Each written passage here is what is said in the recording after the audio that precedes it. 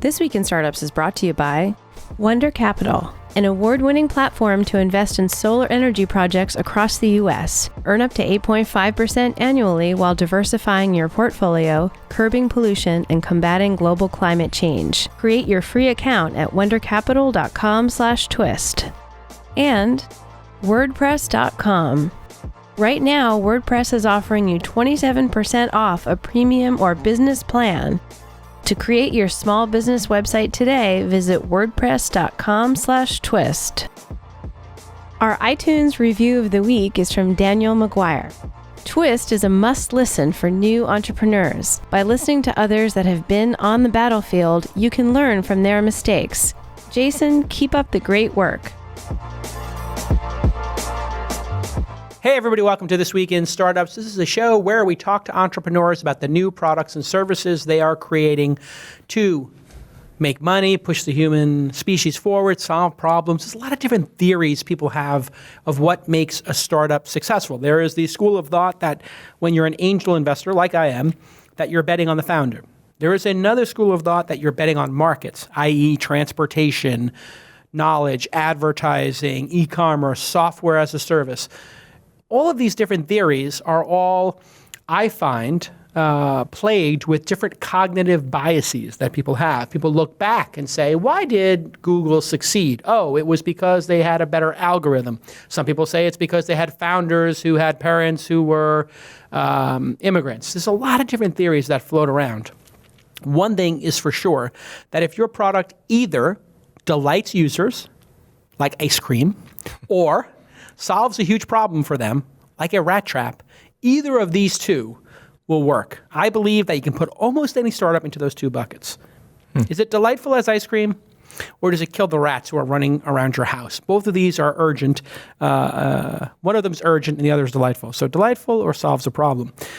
Today on the program, I'm going to welcome Jordan Ritter. Jordan is a serial entrepreneur, but he's kind of under the radar. You probably don't know this guy. However, he was a co-founder of Napster back in 1999. He also was the CTO and an investor in Zivity, my friend Cyan Bannister's company. So he's been around for a long time, and he's got a new product called Atlas, which is doing, and we're going to see it today, in a way, meta search, or how would you describe what Atlas is doing, and why did you create it? Atlas is a searchable photographic memory for all your devices and data. A searchable photographic memory for all of your devices. All the things. All the things. Because right now we have content in the cloud at our Dropbox. We have it in Google Drive. We have it on our mobile phones. We have it on our desktops, our laptop, and our iPad. And we have 5 email addresses, and we have 2 Instant Messenger accounts, and we have 4 social media accounts. And even on social media, too. Everything. Now I'm getting interested. Yes. So the problem we're solving is digital chaos. I liken it to the spam problem back when we started CloudMark in 2001. Everybody had a spam problem, but not everybody yet recognized it. And I think in this day and age, the proliferation of devices, apps, and services, I have 4 devices. I have an iMac, I have a Windows desktop, I have a Mac laptop, I have an Android phone, and I also have 3 different file sharing services, and I've got 5 different email accounts, and a bunch of different web services, and I have apps that don't even have APIs that store their data in the cloud. When I try to remember something, I think in my brain, well, contextually and episodically, it was, all right, I'm trying to find that thing that I sent Jason. I can't remember if it was a week ago or a month ago. I can't remember how I sent it to him. Was it a text? Was it a Skype message? Was it a LinkedIn message? Facebook message? But I just want to say, hey, let me search my searchable photographic memory for something related to Atlas that I sent Jason a month ago. I have this problem all the time. I think everybody does. And the reason I have it all the time is because I'm constantly gambling with people and making bets. And we are constantly having a problem of, I bet you. Right. This was the famous one. I bet a friend of mine 5 dimes that Trump would win. When Trump was down in the polls significantly. Because I said, I believe that people who are voting for Trump are not represented. There's going to be a 10%. So I was exactly right. Then all this Hillary stats came out, and my very savvy friend offered me a buyout. Instead, because, it was basically a landslide. And I, like an idiot, took the buyout. What? He gave me 2 to 1. Bummer. So I would have made 15 dimes. But I said to myself, I can't live with myself making this money. because I just didn't feel right about it. Because like the idea that Trump was going to be president was kind of a scary proposition. It's a moral quandary. And so I was like, all right, I'll take the buyout. So he gave me 20% off. I paid him 4 dimes. And then Trump wins. But anyway, the point is I'm constantly losing these bets because we make the bets on messenger products, iMessage, email, all these other places. And we're constantly like, where did we make that bet? I can't remember. I'm making bets inside of Fitbit. That's how degenerate I am. So you could be making more money if you had Atlas Recall installed. Pretty much. Okay, let's see the product. Okay, All right. Let me see this. Because, I have an affinity for this product area. And by the way, when we get back after the next commercial break, I want to talk a little bit about your time at Napster because it's very relevant. Yes. I'm going to get into some of your past. But I want to see the product because I was in love with a product called that Bill Gross from Idea Lab. Now, Bill Gross had an incubator long before Y Combinator existed. Yep. And he raised over $1 billion for it. It was called Idea Lab. He's still doing it. Bill Gross from Idea Lab. Not the Bill Gross who is in bonds and who makes commentary on bonds. There's 2 Bill Grosses in the world, according to... Only 2. Only 2. But in finances, 2 specifically. Okay. And he's in the area in Los Angeles. What's the area? Pasadena. And he's got a really cool office. And one day I went by his office and he showed me X1. You remember X1? I do. X1 was brilliant because what it did was it indexed everything on your hard drive, and back then there was no cloud, so you had... All your stuff was on your hard disk. Eudora and everything, which had your email, and you had Netscape and all this other stuff. And so you would search your hard drive, and all of a sudden you'd find your emails and your instant messenger from Yahoo Instant Messenger. It was pretty powerful. If it had an API, you could search it. Yeah. That's the key. All right, so let's take a look at this here. I want to see Atlas. Now, Atlas, can people buy Atlas today or no? No, we just entered open beta November 1st. So first, it's very new. Very, very new, 2.5 months old in the public's hands. And you own atlas.co. So if people want to sign up to be in the beta, atlas.co. And, does it cost money? No, it's currently free while we're in public beta. And part of that is because we're still developing the features and still extending this thing. And awesome. It's great to have people on that platform while we do that. So here we go. If you're listening, I'm going to sportscast it for you. I'll describe what's happening on the screen. But Jordan right now is looking at his desktop, and he's about to demo it. And I'm about to walk into an interview. Yeah. And because I'm a ruthless prioritizer, I have about 2 minutes from my last thread of context to go jump into this meeting. And I know, and it's a true story, I know I'm about to interview a security engineer, but for the life of me, I cannot remember this person's name. Oh. So I'm racking my brain and I'm thinking, all right, well, where would I normally start? Well, one place I might look is, as I was trying to hunt down some security engineers, I might run a Google search, right? Sure. So security engineer, run that search, and right alongside this searching the public web on Google, I see my Atlas results along the side that are most relevant in context to the phrase security engineer. So one of the things that we do is we bring this searchable photographic memory wherever it is that you're searching. Okay. So I got now 1 minute and 40 seconds left. I need to go fast, and I remember his face. So here's interesting. There's his face. So you did a Google search for security engineer. That's right. And on the right, where normally there would be worthless ads. Worthless. We see a blue box, which I'm guessing you're doing by a toolbar. Yes, by a plugin. You have a little plugin, a little toolbar, depending on the platform you're using, Safari or Chrome browsers. And it has little preview windows of a Chrome window. And I also see, what is that, a Word doc? So that's a Google Doc. Google That's Doc. a PDF. That's the LinkedIn profile. LinkedIn profile. So I'm going to start with that. Like, okay, well, that's the thing that I'm interested in.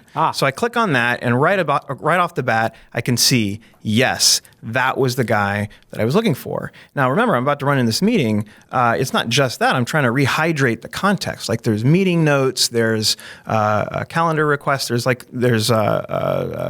that was taken at the same time. And I know, because human memory is contextual and episodic, I know I had all that stuff open at the same time at one point. So the moment I recognize this, then I go down and I click on open at the same time. And very quickly you see this beautiful presentation of this things. This is really nice. So this is now, I see the LinkedIn profile in the center, but around it in sort of a word cloud are different sized windows, little chiclets with different documents or web pages, PDFs, whatever. Calendar, I see a calendar invite. That might be the most pertinent in this case. Well, in this case, actually, I would argue it's the resume, and it's the meeting notes, and the LinkedIn profile. But other things I can do is say, well, where are all the web pages? Because that's a dimension of the way I remember things sometimes. Oh, it was a web page. I don't remember where it was, but it was a web page. Or maybe it was an email message, and you'll note There's some Gmail in there, which is technically also a web page, but the system knows those are emails. Wow. So there's some mail.app and there's some Gmail windows. So very quickly, because now I'm down to a minute, I got 60 seconds left, I better hurry. I'm going to multi-select that one, the LinkedIn profile, the Google Doc, and the PDF. Which and by multi-select, he means he's just holding his shift key or something, or clicking 3 or 4 of the windows. And now what do you do with these? Email them to yourself? Or click open. Oh, open. Perfect. And right there, immediately, the PDF that I looked at on my desktop, God, so brilliant, and the Google Doc and the LinkedIn profile all open up immediately and get me right back to where I left off. You hired this guy? Did you hire this guy, Robert Mooney? Still working on it. Still working on it. He works with us. Well, by the way, there's about 30 people who are now putting offers in for him because they think, hey, listen, if he's good enough for you. He's got a great profile photo, too. I will say Robert Mooney, he's an attractive man. He's an attractive man. Too bad that doesn't count for doing a good job, but yes. Yeah. Fair enough. All right, So what did we just do? We just searched across a number of different silos. And like back in the day when there were fewer silos, there were products like X1, Google Desktop, could search your inbox, could search the file system. But there isn't a product on the planet today that searches all the web pages, all the documents, and all the Google Docs in a contextual way, the way your memory works, and allows you to get back to those things like that. That product does not actually exist When you today. did these web pages, was it doing a Google search or was it doing my history from my Chrome browser? So Atlas is an app you install, and it's run in the background, and it's watching everything that you do with strong security and privacy. Right, because that's what we're going to get to here. That's what we're going to get to very quickly. Now you're looking at my history, you're indexing everything in my history. Unless I do incognito. That's correct. Right. So let's get to it. Obviously. No, actually, you know what? Here's what we're going to do. Tell me. I am very concerned about you tracking and having all this data. So my big question when we get back from commercial break is, what if this gets compromised? What if people get the entire history of everything I've ever done on my desktop? What will happen? And how are you protecting me from losing this entire history? Wonderful question. And this entire search history when we get back on This Week in Startups. Hey everybody, I am so excited to tell you about a new partner we have here at This Week in Startups. This is an amazing one. It's called Wunder Capital with a U, W-U-N-D-E-R Capital. And what they are doing is they're helping you combat global climate change and make money at the same time. All right, here's how it works. They are an award-winning online investment platform that lets you invest in solar energy projects across these United States of America. And you can earn up to 8.5% annually. Do you know what your money's making right now in a savings account? Go take a look. It's not 8.5%. And this will diversify your portfolio, and it will curb pollution and combat global climate change, which if you're listening to this program, you have a very high IQ, you're a very refined individual, and you know that global climate change is a real issue. If you're listening to This Week in Startups, you're obviously not a dummy. Your investment goes directly into helping U.S. SMBs install solar panels. You know what SMBs are if you're listening to this program, small and medium-sized businesses. And those businesses will repay their loans to Wunder with a U, and you get monthly payments directed into your bank account, right? Direct deposit right in there. Best of all, Wunder Capital takes no fees for investing your money. Kind of screwing it up for me. I take 20%, 25% of what my LPs give me. I get a carry, but Wunder Capital takes no fees. They offset the CO2 emissions from almost 3 million pounds of coal burned. How amazing is that? I'm so proud that they're a sponsor of this program. They're supporting independent media, and they're going to help you make up to 8.5% a year. This is what the true fans of This Week in Startups need to do right now. Go create a free account at wundercapital.com/twist. Remember, that's with a U, W-U-N-D-E-R capital.com/twist, and you can do well and do good at the same time. I've heard of triple bottom line companies. This one feels like a quadruple bottom line company. Look at the U.S. small businesses here in the United States of America. We're going to make America great again. They're going to get loans for their solar. You're going to get an 8.5% return. The planet is going to get saved. And hey, Wunder is probably going to do pretty well too. Quadruple bottom line capitalism from Wunder Capital. Wundercapital.com/twist. And if you're a super fan of the show, say thank you at Wunder Capital for supporting at Jason and TWI Startups. Go ahead and do that on Twitter, and I will like it and retweet it. All right, let's get back to this amazing program. Hey, everybody, welcome back to This Week in Startups. You can follow our podcast at TWI Startups on Twitter or Instagram, and you can type This Week in Startups into Facebook.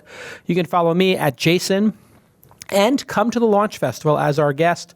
Go to launchfestival.com/tickets. If you are a founder, we give the first 10,000 tickets away to the Launch Festival to founders. And after that, you got to pay.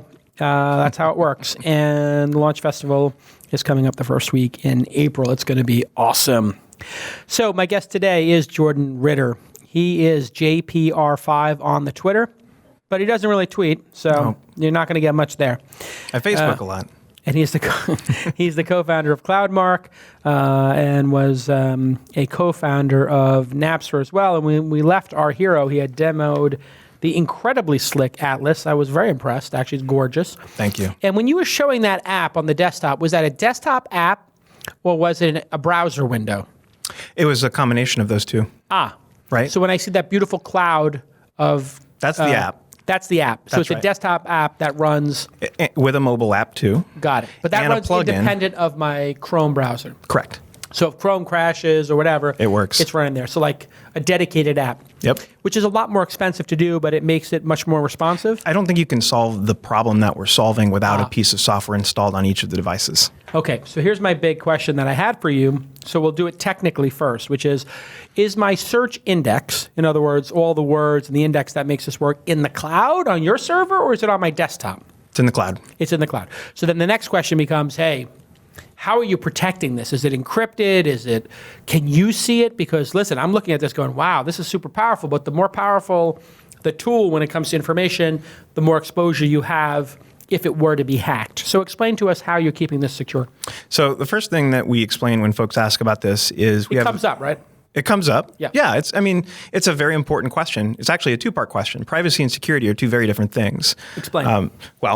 On that point, security is about making sure that my data doesn't leak. Got it. Privacy about respecting my choice. About what do I wish to share? How do I control that? So on the security front, your data is encrypted in motion and at rest. What does it mean, at motion and rest? Explain that to a technical person.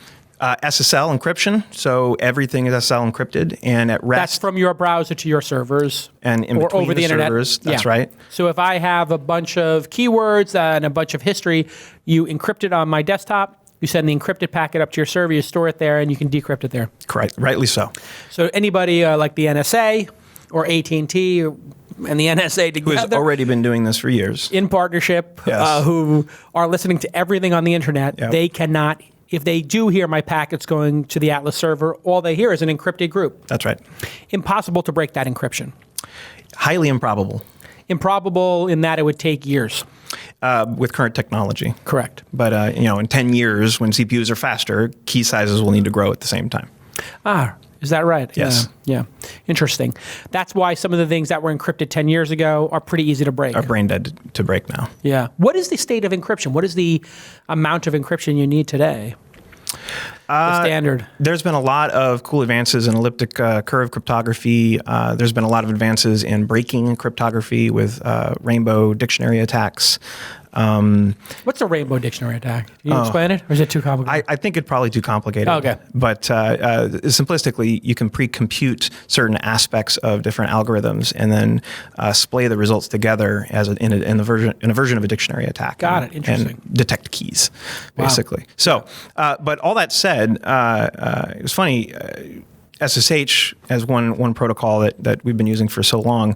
I remember it started with RSA keys and moved to DSA keys, and then it was a couple years ago, I think, that they stopped using DSA keys and went back to RSA and have some other algorithms now, some elliptic curve oriented algorithms.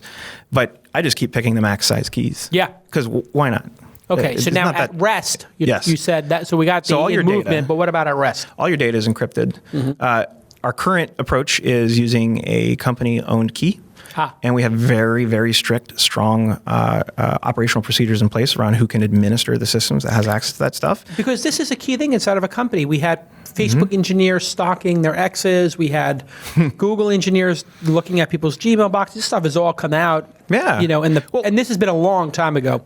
I love that you brought that up, because I think it segues really well into, I think, the more important question, which is around privacy. Yeah. Which is, if you're a user of cloud services, if you use Gmail, which is mining your email to show you ads, if you use Facebook and other social media, which is mining your posts to show you ads and knows an incredible amount of information about you, you have this problem.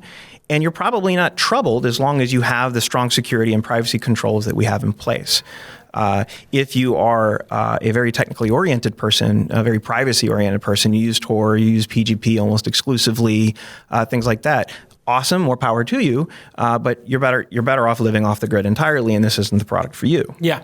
But for everyone else who uses cloud services every day, and more and more cloud services every day, you are suffering from digital chaos, and this is a solution for you. So we have very strong security in place, and we'll have end-to-end encryption. It's on the roadmap, but as we enter open beta, it's a company key. Soon it will be user keys.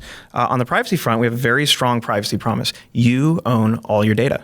Perfect. You want it to go away? You want it to go away? You want your account to go away? You delete it, it's gone. It doesn't ever come. Not like the Facebook and Google shenanigans where they're like, yeah, no, we keep it for a certain number of months to make the product better, and they just takes the EU, and the European Union I'm talking about, to like literally put any kind of toad boot of the government, which I have been through once before. Yes, you have some experience with this.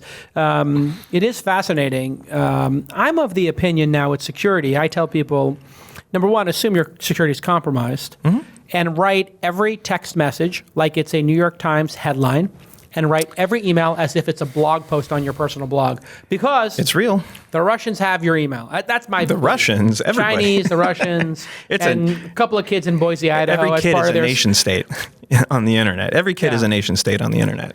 Everybody's got it. But my point is, I think there are practical things that you can do, and if you're a thief, you don't knock on the strongest door. You knock on the weakest door. Yeah. So there are just by being an informed. Two-factor authentication is just such a great deadbolt, isn't it? It's a great start. There are actual problems with it that no one's talking about. Tell me. The mobile phone channel can be compromised. People can intercept the messages. They can impersonate your IDs, your EMEI. They can take over local cell towers. They can receive your text messages and use those to authenticate. But it's a great step forward where it is today. You would need the password to the account, and you would have to compromise two things. You just need to compromise the email address. Say, I forgot my password, and compromise the cell tower and receive the text message, and then change the password, take over the account. So getting back to your question, like, oh my gosh, this thing knows all my stuff. The point that I would also make is, number one, we haven't really gotten to the core problems that we're trying to solve and what we're doing with it, but you don't need that much information to compromise a user in the security world. You just need access to their inbox. Yeah. Like, look at all the things that Google does just knowing your email. Yeah. Right? I saw some research a couple years ago where some project showed 400 points of search engine traffic, and they can predict with a pretty high degree of accuracy what your medical history is. It's remarkable and fascinating and somewhat terrifying, and it's also part of our everyday life, because that's what advertisers use to market products to us. I have a brute force attack for this, which is I created so I'm not kidding. I'm going to release it soon. I created a Chrome extension that visits 1,000 random pages a day from Google News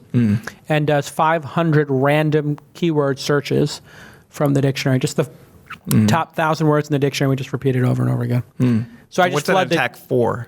It's just to flood the system with misinformation. With noise? With noise. So nobody can tell what I'm actually searching for because I flooded it so much. And do you care that much? No. I made the story up. But I do. No, I did. I knew somebody who said they signed up for every service as a Japanese 15-year-old girl with their VPN from Japan. Yep. And I was like, what's life as what do they show you? Japanese teenager? And it's like, I just get Hello Kitty and all kinds of stuff. And I was like, that's a pretty fascinating way to do it. I think you're going to get picked up for being a pedophile now. Be careful. Different social norms there. Wow. I was like, maybe you want to be an 18-year-old Japanese girl. But it was kind of interesting. Is there any way we're ever going to get any privacy, do you think? I mean, it's kind of I know we're taking a little tangent here, but the tangents are kind of the best part of the show. Yeah. I mean, we now have Alexa in the home. Yeah. It's being subpoenaed to see if it heard anything. We found out that OnStar technology has been compromised and used a half dozen times a year to listen in on drug dealers. Obviously, you need to have a subpoena to do that, but it is possible. And if the government can subpoena it, the hackers can take it. Yep. I mean, well, and the hackers aren't going to tell you they took it. No track difference. record. Yeah. So do you think this is a major issue? I take a far more optimistic point of view. Yeah, tell me. So Atlas Recall, solving the digital chaos problem, whether or not it's got an API, it works different from everything else. It drops into the operating system itself. That's how we're able to see everything, even the things that don't use files, even the things that don't have search APIs, we can see and search it all. It's a huge problem. That's a great solution, right? That spans all the silos, but it isn't actually the apex of what we're going after. Yeah. What we're really trying to do is in recognition that this wonderful device now got a little touch bar on it, it's got USB-C ports, is actually still stuck in the Stone Age. It doesn't do anything until I tell it to do it. So you're alluding to AI and machine learning. I'm alluding to context. How you arrive at context, one big pathway is AI and machine learning. All right, when we get back, I want to understand the AI and the machine learning and the contextual power of Atlas when we get back after this final sponsor break, partner break. People we love break. Hey everybody, I want to tell you about one of the world's greatest products. You know it, it's WordPress. 27% of the world's websites run on, you guessed it, WordPress.com. And I have been friends with the founder, Matt Mullenweg, for a long time. I met him when he was a teenager, just starting to make this amazing content management system, blog software.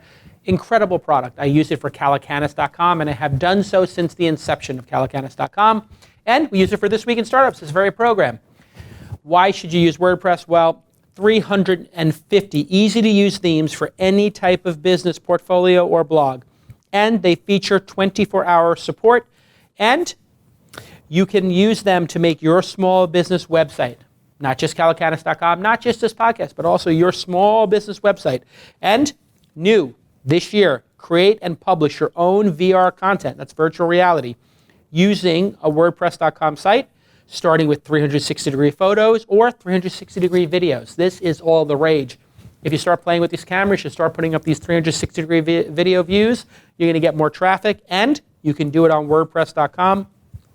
You can view your regular photos easily and your panoramas in VR.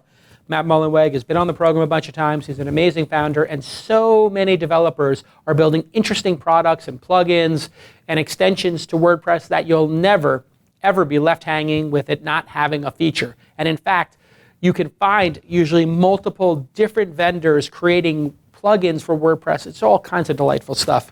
It is an amazing product, and WordPress is offering 27% off your premium or business plan. 27% of the sites on the internet are running it, and you'll get 7% off.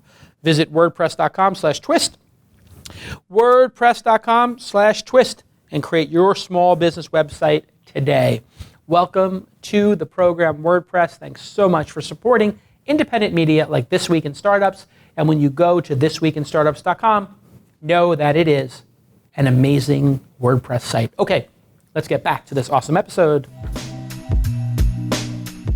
Hey everybody, welcome back to This Week in Startups. I'm your host, Jason Calacanis. My guest today, Jordan Ritter, guy you probably haven't heard of, but who's the co-founder of Napster.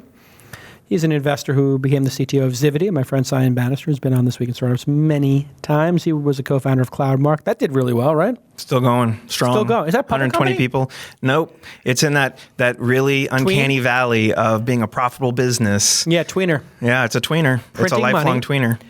What do? You pay a dividend, and you guys just take a nice juicy dividend every year? Not quite yet. Oh, okay. Yeah. A But lot doing of those. great. It's profitable. You know what's interesting about those tweener companies, and what we're talking about here is companies that make millions of dollars a year, or low tens of millions. They haven't been able to go public for a long time. VCs sometimes, if they haven't broken out, they're like, well, I'm going to try to find a more wild, a bad, more speculative bet that could become an Uber or Google or Facebook. But now with these new, with the stock market opening up a bit and some of this new Title III, there might be an opportunity to actually take a company public with $10, $20, $30 million in revenue again. Have you been hearing about this? I've been watching it happen and been wondering what the shift was due to. Yeah. I'm not sure. Is it a regulatory thing, why it's opening up? Is it just the market's appetite? Well, there's a regulatory thing with The SEC has now done the Jobs Act, and there's Title III in there where consumers can buy shares now directly, and it's called like a mini IPO or a private IPO. I'm not fully versed on it, but Seed Invest, Republic, and a couple of other people are specializing in this. And I think it's going to become something, because I think you can raise $30 or $40 million in it, and you can let civilians, not what civilians is what we call non-accredited investors, which is a very interesting designation for non-high net worth. Yeah, I mean, we live in a very patriarchal society where people can go gamble in Vegas. But they can't gamble on major seed investments, or IPO investments. Which is kind of interesting, because your chances of ever coming out ahead in Vegas are very low. The chances of coming out better with startups would be better, much better. Agree. So anyway, Completely. Putting that aside for a second, and we're going to get into your Napster experience, because boy, is that relevant 20 years later. Let's talk a little bit about the context. You talked about your dumb machine. The Mac has gotten, the MacBook, what a disaster. It's like, did you buy a new MacBook? Nope. No? It's just like, isn't it a Not disaster? buying a new iPhone either. And I am a fanboy. I love their tech. I love their products. There's so much engineering excellence when you think about the vertical integration that business has achieved. And up until the last, let's be realistic, 5 years, they've been ahead of the pack on so many different fronts. Right. But this last release, I made a major investment in headphones, and I made major investments in every effing type of dongle possible. And as an entrepreneur, I have to adapt to everyone else. So sometimes there's HDMI, sometimes there's VGA, sometimes there's this, sometimes there's that. Don't give me one. It's a disaster. People are literally buying the old MacBooks. I think the value of old MacBooks is going up. Because people are like, I'll take the old one and have my ports back. What a disaster. I mean, I'm it really is interesting.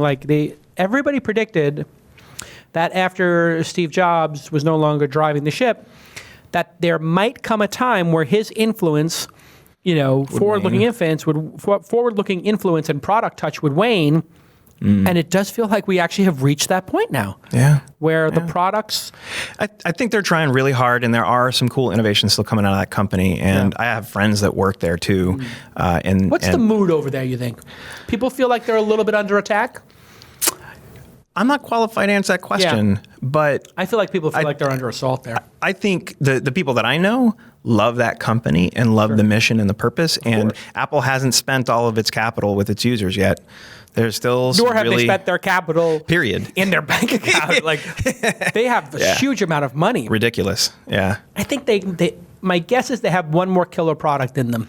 I hope so. I think it's going to be these augmented glasses that Robert Scoble keeps talking about. I think they're going to do these augmented glasses that are going to be a hit, and they'll print one more session of money, and then after that, I'm not so certain. Yeah, I'm not too hot on the. I did have an amazing moment earlier today. I was in the hot springs. I went to this place in Calistoga. They have these Indian hot springs, and I was in the hot springs with my daughter, and I remembered that the iPhone 7 is waterproof. So I was like, okay, I can use my phone, and I can do a couple of emails while she's swimming around. I did a check on a couple of things, and then I was like, wait a second. If it's waterproof, I can take video underwater. And I used to have one of those iPhone cases to take underwater video, and we used to do it back in Los Angeles, and she loved it. So I took the phone, I started taking underwater videos over, and I was like, you know what? This is a killer product. Why are they not doing billboards with people swimming underwater taking videos of themselves? It's a lot of fun to take your... Maybe they're pushing the limit on it. Maybe the iPhone 7 underwater is fun. Yeah. It is a lot of fun to take videos underwater. Yeah. So let's get back to context. So Atlas Recall, digital searchable photographic memory. But our true mission is to ring in the age of contextual intelligence. And I think Google inside of its silos and Apple inside of its silos and Microsoft inside of its silos and even some of the smaller app ecosystems, Evernote in its silo, I love Dropbox, and they have their signal, but they are missing a complete picture of me. Because you're not on the operating system level. I don't know, as one of those silos, that I was just in my email, and then which was about Atlas, and then I went and looked at the Atlas website, and then I sent you a message with the website link, and then I went back to my email and forwarded it to another friend. I just did a little loop. I crossed a bunch of silos all at once. Apple knows, you'd think. No. They don't even know. No. If I'm using some third-party app or third-party service, they could. But user expectations for each of these, these well-defined businesses, these well-evolved businesses have already been set. Yeah. Right? Google's have been set, Apple's have been set, Microsoft's have been set, and it is really hard to change those cultural anchors and expectations with their consumer audience. It's risk to the business, and especially when you're a public company, you have to be very careful of those risks. How many of these silos are you currently indexing? Like, you have to, each app has to be our latest. Yeah. Whether or not it's got a search API, if you see it, we can index it. Our current count. If you see it, we can index. So if it's displayed on your screen, that's right. You have that text. We have that text. If it's a file, we get the file. And we index the file. If it's a web page, we get the first order assets. So if I have some legacy app that is doing my inventory, and my name comes up as the person purchasing something from some old purchase order system, and you do a search, you're like, oh wow, they're in the old POS system. That's right. Fascinating. Could be great for corporations. It's a huge enterprise value right there. In an enterprise, could you take all the Atlas desktops and then allow the manager or whatever the God King is or Queen to search across desktops for, hey, show me anytime anybody has mentioned Jason Calacanis? We could. I think we have to be very careful about privacy considerations and violating trust there. Sure. But I think probably the more relevant case is, hey, as a company, we want our users to use it, but we need to implement security policies around that. And having all the clients talk to a private cloud for that company, I think, is the more important one. It's kind of interesting. People who work at a company have this bizarre belief that their emails and what they do on their work computer is not the purview of their bosses, when in fact, it is 100% the purview of your bosses, just like you coming in and out of the building or working there is.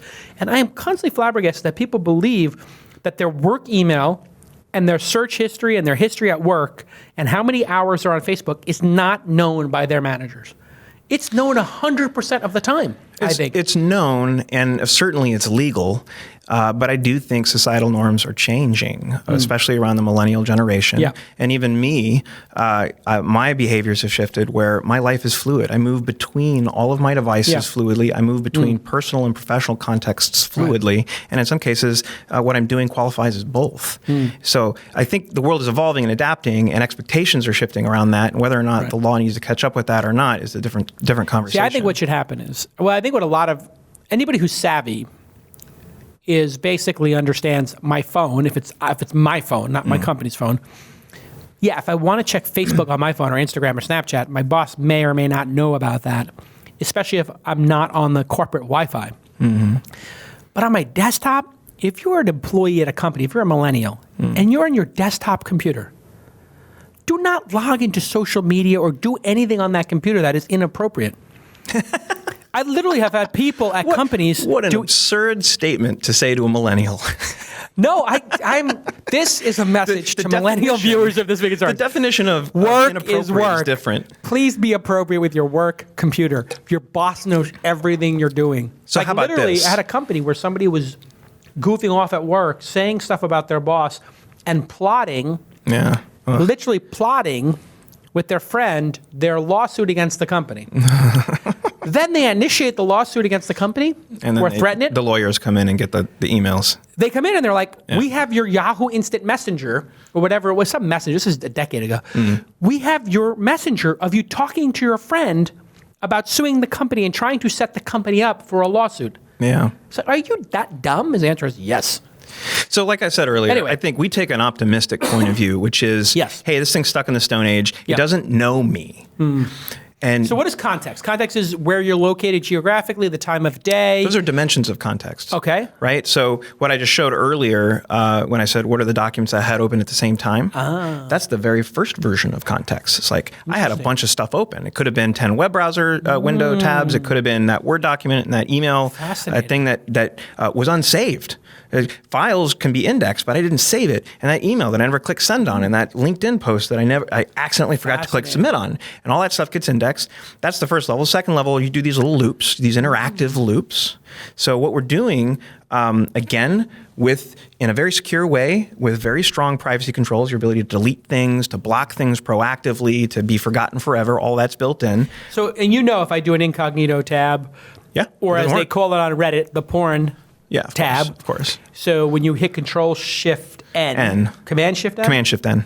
Something like that. On a Mac, On a Mac. You get that incognito. That's not saved. Nope. Therefore, as Atlas, hey, the person is explicitly asking for privacy in that situation. Do not store that. We respect that. Yeah, of course. Yeah. Makes sense. But we take all of that and we start building these contextual notions. And then this is where the machine learning and AI stuff come in, is now we have a full comprehensive activity profile of the user against which to start detecting patterns of behavior. Right. When you do this, you tend to read these other things. You tend to open up your calendar at 9 a.m. every Monday morning. I'm just going to do that for you. I'm going to summarize it for you. I like that. Right? I like a little coaching.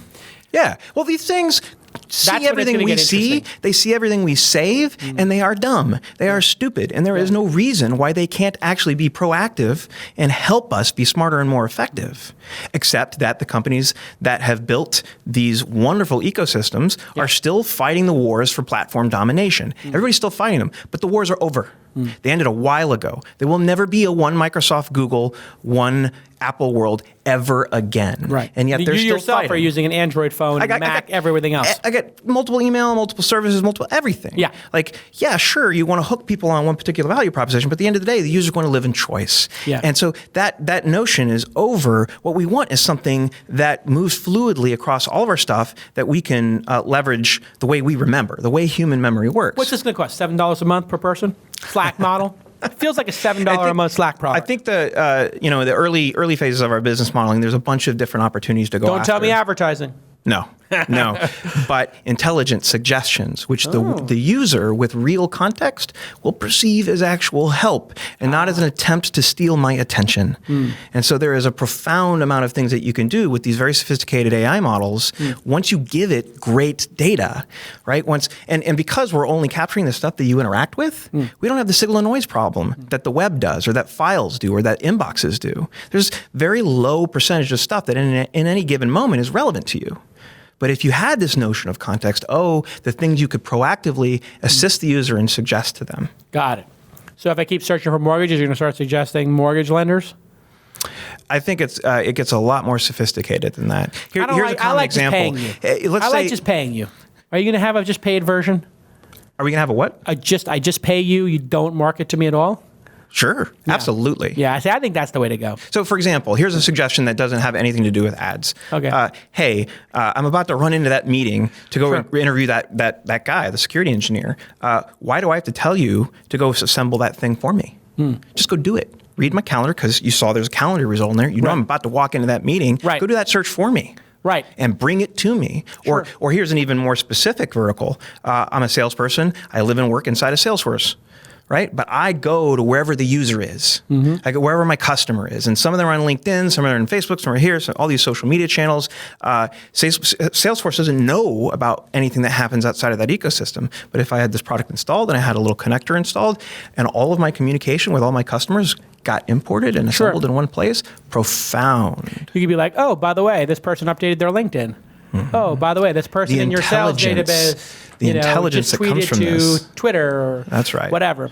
Right. I kind of like that kind of stuff. One thing I was thinking would be interesting is since you're recording everything anyway, or tracking everything in some way to make the search index, could you play back last Thursday? If I said, I know last Thursday. Absolutely. This is one of the use cases that Travis uses. Is he's a getting things done. Who's guy. Travis? Our VP of marketing. Oh, that's the guy who's here. Who's huddled in a corner. VP of marketing. Travis is panicking Travis? out there, saying, "Oh my God, did they say Atlas enough?" Listen, John has said Atlas about 1,800 times. Okay, Travis, you can calm down back there. But he's a getting things done guy. GTD.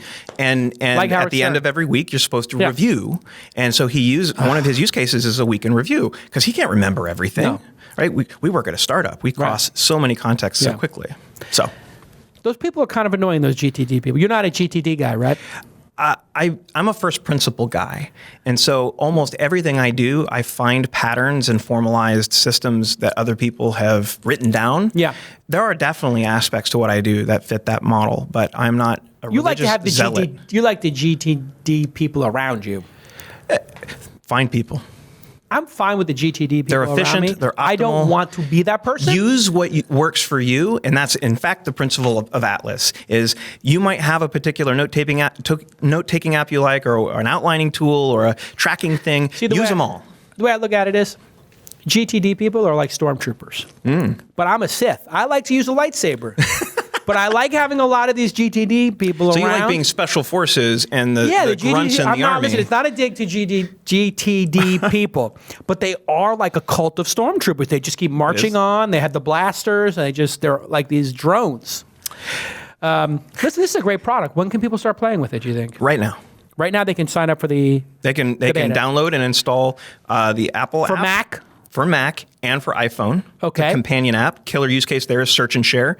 Does Apple let you get to the core, or do you have to jailbreak the phone? This seems like something that Apple would not allow. So the two things. Apple certainly is one of the most restrictive of all the different major silos. That said, you can see them opening up with what they're doing with Siri, what they did with Sierra, and the key insight that started this whole thing was besides, different from 10, 15 years ago, hey, this thing is a supercomputer, it's always on, it's always connected, it has infinite storage, it's called the cloud, it's where the internet lives, and it's not full yet. Why doesn't it just save everything? Besides that, we have these things called accessibility interfaces. How does voiceover work on anything? Yeah. Because what you see can be read to you. Something, not the app, knows that's text. It's interesting that you bring that up. What I do is there is an accessibility feature on iPhones. If you turn it on, it will do text to voice if you do a double swipe down, or it might be a triple swipe down on any page. So when I'm driving, listen, I got a self-driving car, but I don't like taking my eyes off the wheel. If I have sometimes people send me a very long document, like when I do CNBC or I'm doing the podcast here. You don't have time I have to read show notes. I want to read it. I triple swipe down on the document, I keep my eyes on the road, and it plays in a computer voice. And how does have that this work? Australian woman. And what's really cool about it is it pops open a little tray on the side. So this is for people who are obviously blind or have a hard time seeing and reading. So it has two little buttons. It has a jackrabbit and a tortoise. So you can speed it up or slow it down, and you can fast forward it through your email. So you're the jackrabbit guy. No, what happens is when I do CNBC, which I'm doing tomorrow morning, they'll send me in the morning 8 stories about the topics we're going to talk about, and I'll just play it through the accessibility feature while I'm walking through. Sure. It works great. Hey, listen, you were a co-founder of Napster. Yes. So that means Sean Fanning was your partner. Yes. So it was you, Sean. That's right, me and Fanning. And then John Fanning was an investor, his dad? Is that right? Uncle. His uncle. Yes. Who's still an angel investor in New York. He invested. Think so. And Sean Parker was involved in some way. Yeah, so Sean Parker came in roughly around the same time I did. I was on the technical side, and Parker was on I called the BD side, helping Fanning raise money. Right. Yeah. What was Sean Parker like? Well, you remember the first time you met him back then? What was he like? Still boundless energy? Bouncing off walls? That's definitely a positive take. Yeah.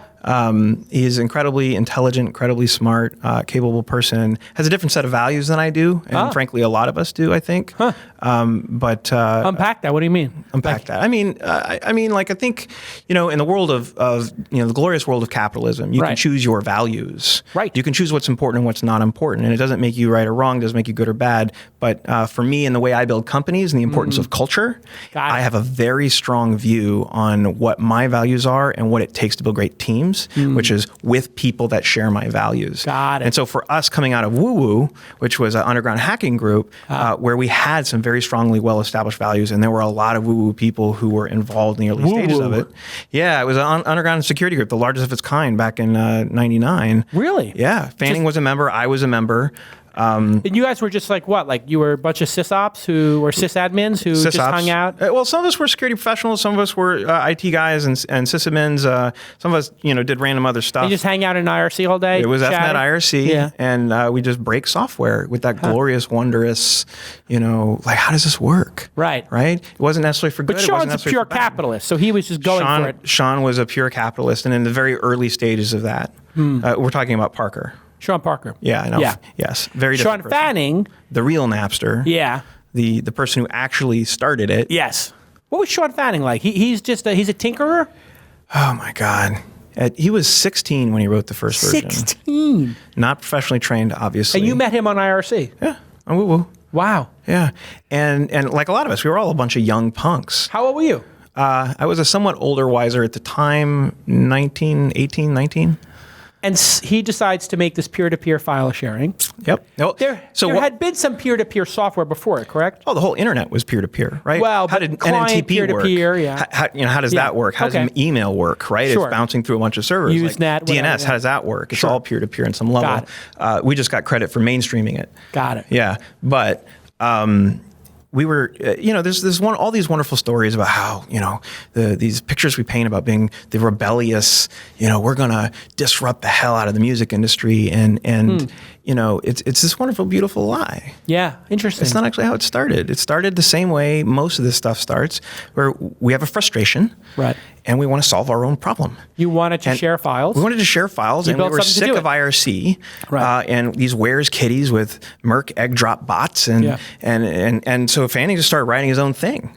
And I think there were some other efforts, but at the end of the day, he was part of two distinct hacker communities. One was ours, and one was Pound Hack, and very open and very let's collaborative. Let's help you figure these stuff out. And so what was he like? Man is an unstoppable force. What I loved about the downloaded documentary that came out a couple of years ago was how much focus there was on Fanning and his personal experience and his personal relationship. You really got a strong sense of where he came from, and it really helps frame the type of person that he was, which is a wonderful, well-intentioned, same as the rest of us, wounded person with his demons and things like that. But he is a kind-hearted, brilliant type of person, and frankly, because of that, we all attract to each other. Right. So there were a bunch of us like that, and that was we had similar values, we had similar mindsets.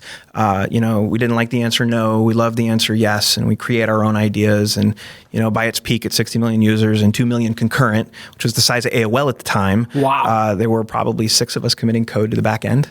Six people. Where were you when you guys got slammed? Do you remember the moment when the big lawsuit came in, the first big one? Where were you guys? That's not the moment that lingers in my memory. The moment that lingers in my memory was when Lars Ulrich showed up.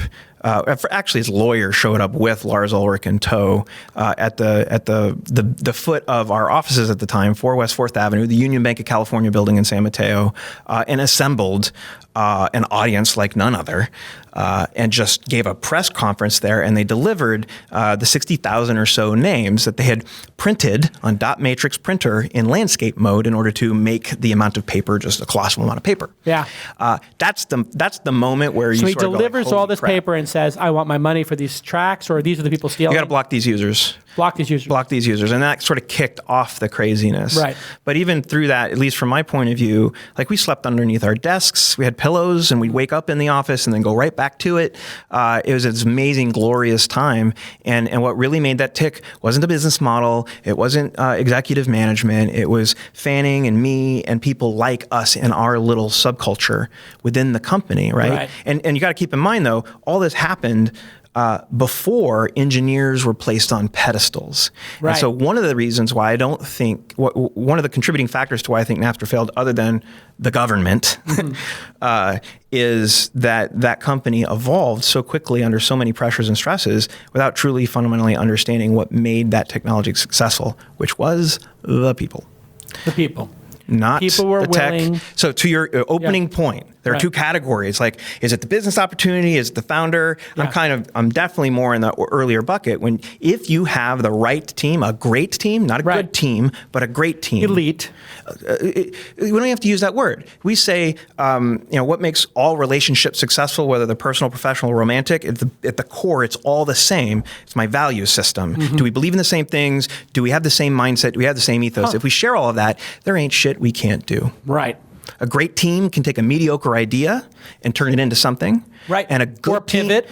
That's my point exactly. Sure. And a dysfunctional team, the average team, the common team, will take the next Facebook and F it up 100% of the time. Right. It's guaranteed. So to me, I think it always starts around team, and that was one of the really accidental successes of Napster, was that the engineering culture, which was super, super tight-knit and kind of insulated and isolated from everything else going on, really made that thing But then when forward. you put this business motive and you bring a bunch of business heads in. And lawyers who just want to make a huge amount of bank, and they're looking at, how do I ride this?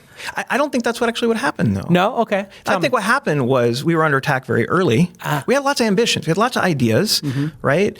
But we put a lawyer in charge. Who was that? Hank Berry. Hank Berry. A fine person. Sure. Right? But just abstractly, if we know to be head of a startup, let alone the very first rocket ship startup of its kind, right, you have to be a risk taker. Right. And just on paper, lawyers are not risk takers. Sure. If you put a lawyer in charge of Airbnb, they'd be like, restrict. This looks like a 30% chance that we'll get in trouble. Let's start not doing that. Exactly. Yeah, let's not do it. Yes. Was there any way that business could have survived having been so innovative and so early? Because it really did seem to me that, the music industry was absolutely not willing to actually share music online. They were filibustering. Somebody had to crack the code and say, look, consumers want this so bad, you have to give them what they want. I would have survived? So I think that's a really wonderful question, and also something that I think the documentary studies a little bit. Tell me the name of this documentary. It's Downloaded. I gotta by see Alex this. Winter. Really love it. It's Downloaded. It's slightly revisionist, but of course memories revise and fade in time. Yeah. But I think the answer is unknown. It's not a certain yes. It's definitely not a certain no. There was definitely one of those titanic, pivotal moments in court. David Bowie's on our side, and the government on the other side, and all these arguments. And it's unfortunate. Parker played a very strong role in our downfall in that court setting because he was the guy writing the emails that you were referring to earlier. Like, hey, millennial, don't do that. That's not smart. So he was writing the crazy emails that sunk the company. Discovered by the lawyers and presented in court, and that eliminated doubt. That there was intent to... That's right. Yeah. Interesting. What was the worst thing he said in those emails? Do you remember? Was there like a line that just totally, in the documentary, they focus on? It's in the documentary, but I got to be honest with you. Yeah. Like I live my life as an optimistic person. I try not to linger on the negative things of the past because they're all learning lessons. I don't remember, but it had something to do with piracy. Yeah. Yeah, he probably just said something big picture like, hey, look... I know Sean, so I could see him saying something like, we're going to have to be pirates, and we have to do pirate, whatever, Yeah. He'd say something. He glamorizes these ideas. The problem with that is on Discovery, there's no interpretation. It's the whatever interpretation the prosecuting attorneys can convince a jury. Your intent does not matter. Practically speaking, that's true. But with an email in hand that says, I intend to, blah, blah, blah, then you're screwed. This actually wound up saving YouTube because a bunch of people on the music side were talking about putting the videos on YouTube. So when Viacom sued them, they were like, but we have these emails on Discovery that you wanted to of the marketing department opting into putting them up there because it was such a great marketing platform to sell records. Which is it? And let's just negotiate, by the way, because this is called business. This is not called, these are my marbles. And Scour came out shortly after Napster. So do you remember meeting Travis, who now obviously is doing Uber, in the Scour days? I remember Travis calling me. Really? Personally. Right after I left Napster about Scour. And he, it's this ballsy thing. I think, I look back on things like that and I actually learned something from that experience, 15 years later, looking back on it, I'm like, wow, what a ballsy thing to do. Just call one of the co-founders out of thin air and say, hey, I'm building this startup. Do you want another shot at it? Like, whoever thinks to do that? Travis was one of them, obviously. Yeah. But reasonable conversation, and I resigned the day of the Bertelsmann agreement, the day the $60 million investment was announced, and it had been a tough road. We had been stomped twice. We had brought the service back up once and then brought it back down, and it was looking grim as well. The internal culture of the company had fractured long ago, and there was the management class, and then there was the technical people who were actually making the thing successful and work every day. And there was just no full understanding there. And so it was a bad scene for me, and it was time. I was the very first originator of the whole thing to leave, right? Not counting Parker's unexplained absences and Fanning's unexplained absences. I was the first one to officially leave. The guys leave. disappeared for periods of time? Weeks. What was that about? I don't know. Oh, partying or like... Possibly. Or just like giving up on the company? Could be depression, could have been excitement, could have been disinterest. Like, it was a crazy ride for all of us. It's fascinating. People forget there's human beings at the core of all this. That's right. And when you have young people, it's very much like celebrities in Hollywood or, let's say, NBA players. Anybody who quickly gets a lot of praise and gets put up on a pedestal, lots of money gets thrown around, lots of sloshiness of the money going around, all of a sudden it becomes kind of heady for somebody who has never dealt with those issues before. Especially if you weren't raised to have a mind towards what your values were so that you could keep your compass through the tempest. Right. You don't have the foundation. That's right. Were you a religious guy? Nope. Atheist? Spiritualist. Spiritualist.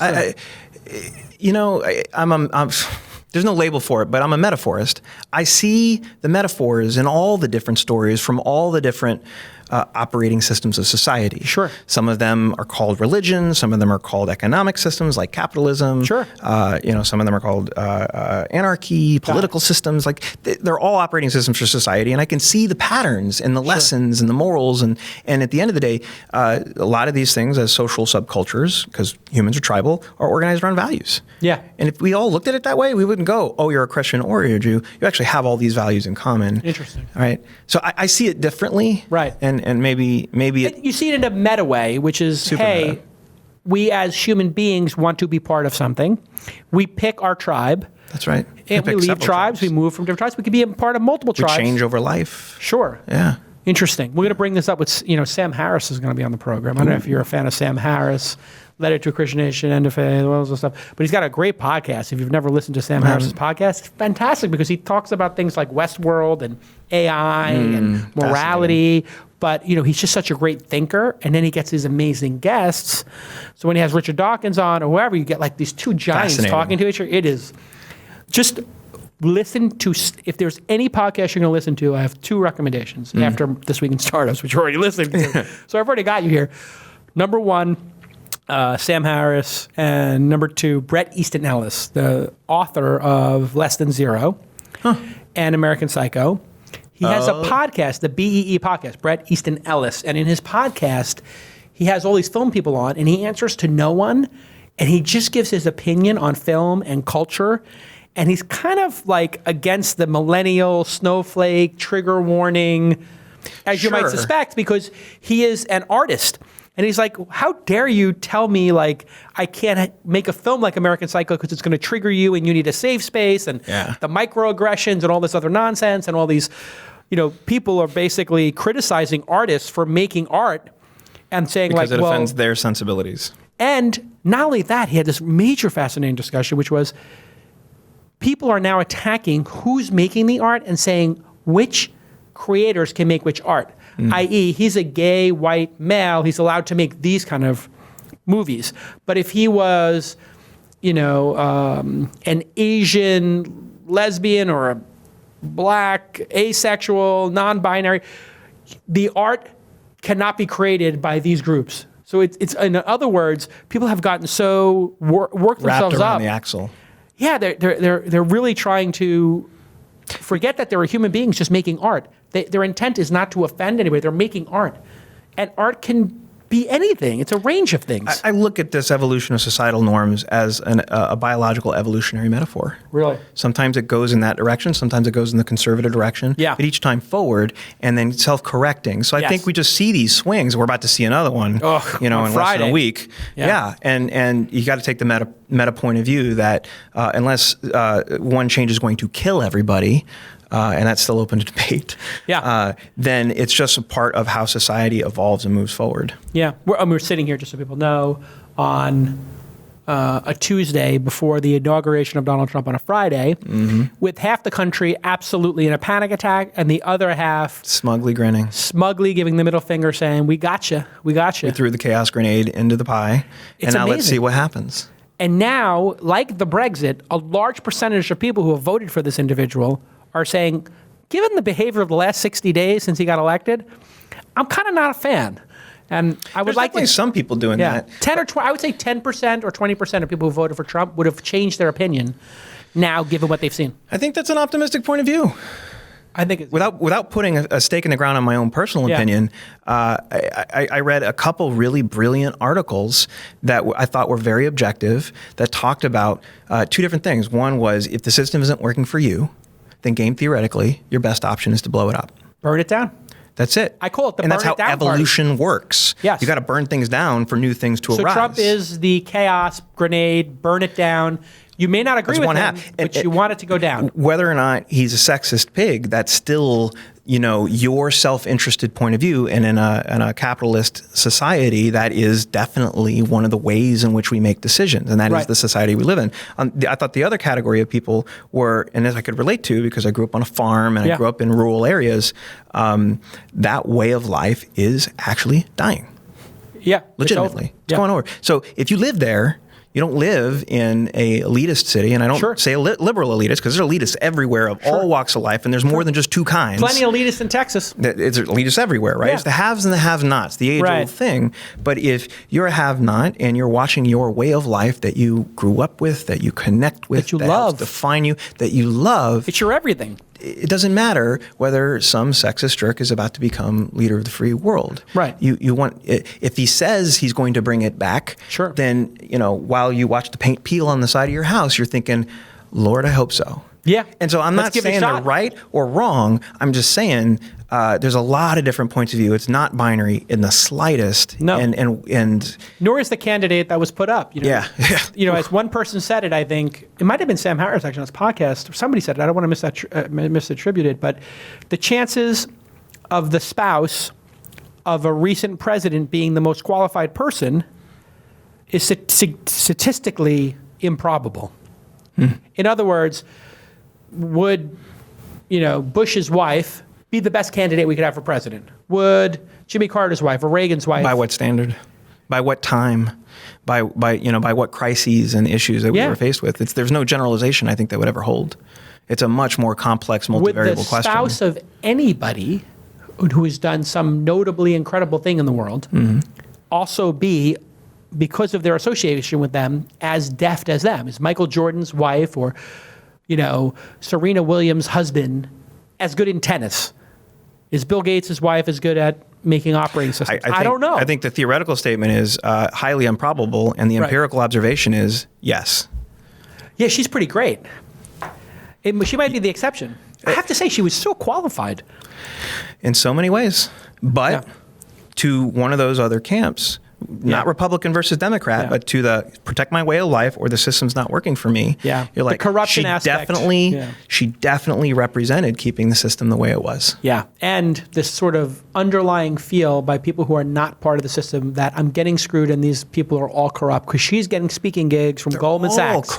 They're all corrupt. It's the elitist thing. It's about power. You don't become a politician if you don't love power, and it's a human nature thing, and it's a interpersonal dynamic thing, and you can't hate the system for being what it is. That's what it is about, and it markets to us, and we are a consumerist society based on capitalism, and so we love to consume things that make us feel good, things that generate dopamine, things that generate serotonin. Very little that generates oxytocin these days. That's what's wrong. I'm going to give you a hug after this. You're going to get a lot of oxytocin. I can't wait. If you hold hands, oxytocin is released. I know. If you give someone a hug, if you shake hands, actually, you actually get a little bit, for I think it's 20 seconds or 30 seconds, you have to hold it, but man, neurochemicals are amazing. It is pretty amazing. I cannot wait to hold hands and hug you. All right, Jordan Ritter is the founder of Atlas.co. Go to Atlas Informatics, atlas.co. This is a product that I've been dying to try. And do you consider it a consumer play or an enterprise play or both? In what order? I just want to consumer first. Consumer first. You can't build a business if the users don't find it valuable, which is the other category. Delight the user. Delight the user. Both. A little bit of ice cream here. Yeah, a lot of ice cream, I think. But from there, you've got a number of different avenues to go. There's the enterprise avenue. I think the apex of where we're going. So intelligent suggestions, the apex of that. I love that. Is with the user's permission always. Allow third-party apps to plug in to that information flow. I love it. You know what you could make is like a keyboard that just tracks everything too. Track every keyboard. Well, that's the old hack for phones that were restrictive. It's a custom keyboard. Custom keyboard. But you can't see what they're looking at. Yeah. Fascinating. Yeah. All right. This has been an amazing hour with Jordan Ritter. You can follow him and read no tweets since 2012 at JPR5. Do you post anywhere on social media? Tons. Where? Facebook. On Facebook. Is it public? Yeah, it's public. You have a Medium account? I've always set it to be public. Okay, good. I've done a lot of blogging. Okay. And where can people find you? Best place to find you is? Facebook? We reference everything on Facebook and a couple other social media channels. So search for I talk a lot about culture and hiring and what it takes to build great teams and what it is to be an entrepreneur. I just want to thank Emmy Award-winning producer Jackie because, I challenged my Emmy Award-winning producer Jackie with picking all the guests this year in 2017, with the exception of the few emails I send her that this person's the highlight. And already, early in 2017, Emmy Award-winning producer Jackie is knocking out of the park. It's really been a pleasure to meet you, Jordan Ritter. Thank you very much, Jason. And everybody go to atlas.com and sign up and try it out. It seems like a great product to me. I am looking forward to it. Launch Festival is going to be great. Yeah, you need to be there. And it's going to be April 6th and 7th. On the 5th, we're doing the Angel Summit, which will be 25 early stage investors or something like that speak. And we have only like 200 people there because it's a little bit of a more intimate thing. And then we're going to do something new. On the 3rd and 4th, we're doing Founder.University. Founder.University, it's the first time I'm explaining this. 25 founders or so are going to be invited to come for 2 days, 16 hours of just making your startup great by working on 8 different dimensions of your startup with some of the most successful entrepreneurs. And then the best company or 2 to come out of that is going to go on the main stage and present their company at the Launch Festival. So it's going to be pretty great. It's the first time I'm announcing it. I got a lot of wows from the control room here. You can follow me. I'm Jason. Just type in mayorjason.com. Speaking of politics, you guys have noticed I'm suited up in 2017. That's because the mayoral race is only a few years off. So mayorjason.com, or if you prefer, governorjason.com. Are you going for it? Are you going for it? I can explain to you what's happening. I know. You got a couple 250K checks lined up. I heard about it. This is crazy. What happened was everybody saw Trump win. And they said, you know what? You remind me of Trump. And I said, GFY. Right. Good for you. Sure. Or of course. Go F yourself. Right. But people were joking, and they said, listen, people who are business people who It is the era of a capitalist administration. Correct. Yes. Capitalist politicians are obviously in... people believe in this. It's in vogue. And it seems to be working. Bloomberg, right? Sheryl Sandberg is going to run.